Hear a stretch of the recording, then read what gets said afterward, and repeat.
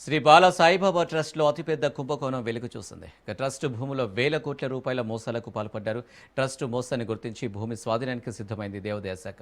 10,000 కోట్ల విలువైన భూములను కొట్టేశారు పెద్ద మనుషులు. గుడ్డాపూర్లోని సర్వే నెంబర్ 105, 106, 107, 108లో 42.3 ఎకరాలను ట్రస్టుకు కేటాయించింది అప్పటి ప్రభుత్వం. ఇక ట్రస్ట్ భూములనే కాకుండా పక్కనే ఉన్న 15 ఎకరాల ప్రభుత్వ భూమిని కలిపి అమ్మేసింది ట్రస్ట్.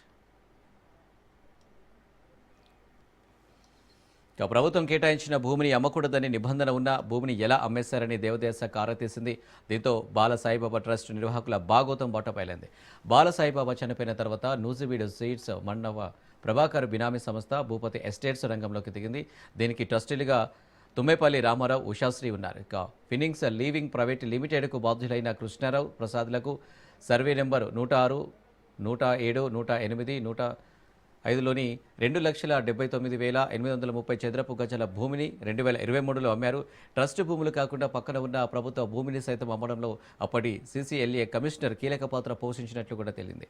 ఇక ట్రస్ట్ భూమి కబ్జాలో భూపతి ఎస్టేట్స్ కీలకంగా వ్యవహరించింది. మొత్తం వ్యవహారంపై దేవాదాయ శాఖ దర్యాప్తు జరిపి కీలక నివేదిక ఇచ్చింది. అక్రమాలు జరిగాయని గుర్తించి ట్రస్ట్ స్వాధీనానికి సిద్ధమైంది.